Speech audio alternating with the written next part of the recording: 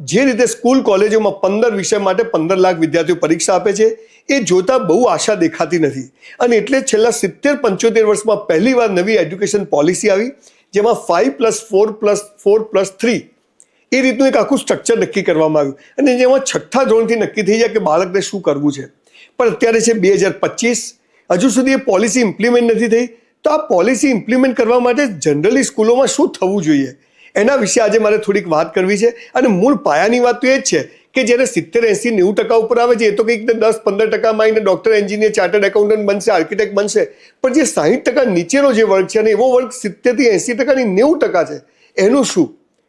તો આજે મારે આ વિડીયોના માધ્યમથી મારે ખાસ બધી સ્કૂલવાળાને કહેવું છે કે એક કામ આપણે શું ના કરી શકીએ કે 6થા-7મા ધોરણ પછી બાળકને સ્કૂલમાં એક સ્લીપ આપવામાં આવે અને એને પૂછવામાં આવે કે તારે શું ભણવું છે, તને કયો કોર્સ કરવો છે, તને શેમાં રસ છે, તને કઈ સ્કિલમાં રસ છે, એ કાગળમાં એ લખે.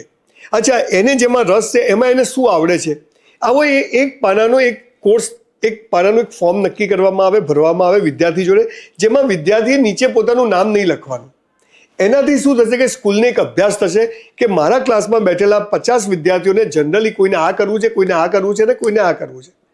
આવું કરવાથી શું થશે કે સ્કૂલ પાસે એક ડેટા ભેગો થશે કે મારા ત્યાં જે વિદ્યાર્થીઓ બેઠા છે એમાંથી 50% તો કમ્પ્યુટર જ શીખવું છે, એને ગુજરાતી ભાષા, એને ઇતિહાસ, સમાજ વિદ્યા, ભૂગોળમાં એને કોઈ રસ જ નથી. એ બધું આજે ગૂગલ પર અવેલેબલ છે, દરેક પ્રકારનું જ્ઞાન. તો હું એને એમાં ભણાવીશ. કોઈ બાળકને સંગીતમાં રસ છે, એને એક્ટિંગમાં રસ છે, તો હું એને એમનું ભણાવવાનું. એમ કરતાં કરતાં એક મોટા તौर પર વિદ્યાર્થીઓ પાસેથી એવો ડેટા નીકળશે કે જેનાથી સ્કૂલને ખબર પડશે કે ભણવામાં જે હોશિયાર છે એ તો એનું ભણે જ, પણ ભણવામાં જે હોશિયાર નથી અને એને આ કરવું છે, તો એ સ્કિલ, એની અંદર જે આવડત, હોશિયારી છે, એને આધારે એવા કોર્સ અને બધું સ્કૂલમાં દાખલ કરવામાં આવશે. તો હું માનું છું કે બહુ સારા પરિણામો આવશે. બહુ નાની એક શરૂઆત આપણે 15-20 કોર્સથી કરી શકીએ. આજે નવી એજ્યુકેશન પોલિસીની પેરેલલ જે સ્કિલ આખું એનએસડીસી ડિપાર્ટમેન્ટ છે એને તો 1500 સ્કિલનો અભ્યાસક્રમ તૈયાર કર્યો છે. 37 સ્કિલ કાઉન્સિલ્સ છે અને આ 37 સ્કિલ કાઉન્સિલમાં 1500 કોર્સ છે અને એમાંથી જેને જે કોર્સ ભણાવવો એ ભણાવી શકે એવી એક અદ્ભુત વ્યવસ્થા આપણા માનનીય વડાપ્રધાન શ્રી નરેન્દ્રભાઈ મોદીએ કરેલી છે. અને એનો સિલેબસ બનાવેલો છે. જનરલી કોઈ અભ્યાસ કરતું જ નથી. બધા એમ સમજે કે આઈટીઆઈની જેમ જ બધું સ્કિલ છે, એવું નથી. એટલે આજે એક વિદ્યાર્થી 14-15 વર્ષની ઉંમરનો થાય અને સ્કૂલમાંથી જ એને ગમતા વિષય પર એને ભણાવવામાં આવે, એને શીખવવામાં આવે તો એ પૈસા કમાવાનું ચાલુ કરી દેશે. એક માણસને ફોટોગ્રાફીનો શોખ છે, એક માણસને બોલવાનો શોખ છે, એક માણસને સ્કેચનો રસ છે, જેમાંથી અદ્ભુત પૈસા કમાઈ શકાય છે. ડિજિટલ માર્કેટિંગમાંથી પૈસા કમાઈ શકાય છે. કમ્પ્યુટર વિના તો હવે જીવન છે જ નહીં, આપણું કોઈનું મોબાઈલ વગર બચ્યું નથી. તો એની અંદર પોતાની જાતે ઘરે બેઠા એ પ્રોડક્ટ વેચી શકશે. તો આ બધું એને 14-15 વર્ષની ઉંમરે જ સ્કૂલમાં જો શીખવવામાં આવશે તો આ વિદ્યાર્થી 25 વર્ષનો થશે, એ 10 વર્ષમાં એના પોતાની પાસે પોતાનું ફંડ હશે, પોતાના પૈસા હશે. અને એને 25 વર્ષે મા બાપને નહીં કહેવું પડે કે હવે તમે મને પરણાવો.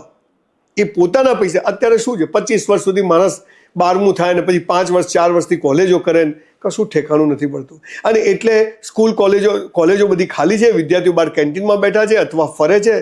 મા બાપને એમ કે છોકરાઓ ત્યાં પીજીમાં રહે છે અને બધી મિસમેચ ચાલે છે.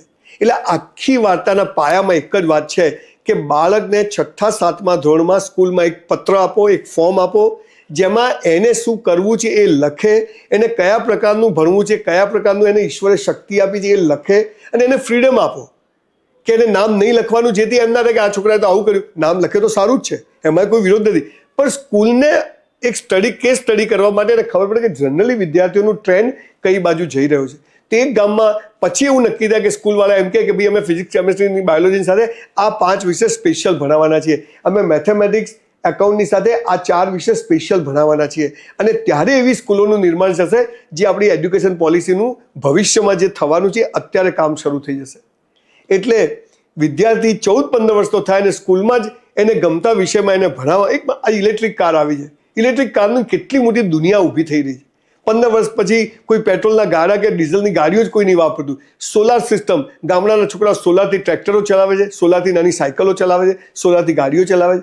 તો આ બધા કોર્સ સ્કૂલમાં દાખલ કરીએ અને સ્કૂલવાળા ભણવાના 5 વિષયની સાથે બીજા 15 વિષયનો એને ઓપ્શન આપે તો જેને ડૉક્ટર બનવું છે બને, એન્જિનિયર બનવું છે બને, આર્કિટેક્ટ, પણ જેને આમાં જવું છે એ એમાં જઈ અને એના વિષય પર બહુ સરસ એ કામ કરી શકશે.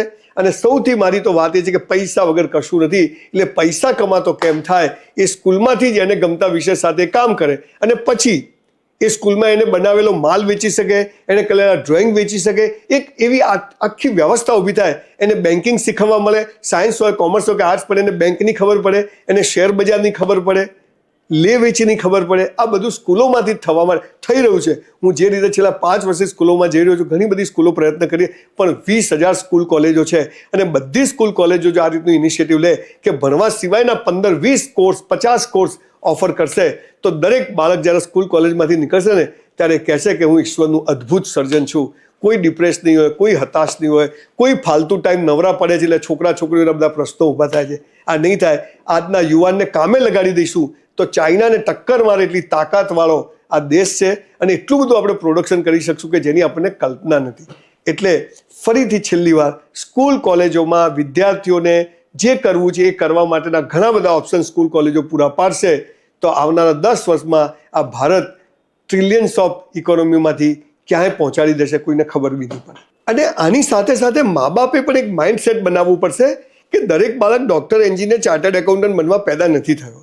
એના પણ ઈશ્વરે કોઈ શક્તિ મૂકી તો એને એ કરવા દો અને એને એન્જોય કરવા દો, તો એ પણ સફળ થશે. ખાસ દીકરીઓને પણ કહું છું કે છોકરાઓની જેમ જ છોકરીઓએ પણ, વિદ્યાર્થીનીઓએ પણ મેનની જેમ વુમેને પણ પૈસા કમાવા આગળ ચાલવાનું નથી.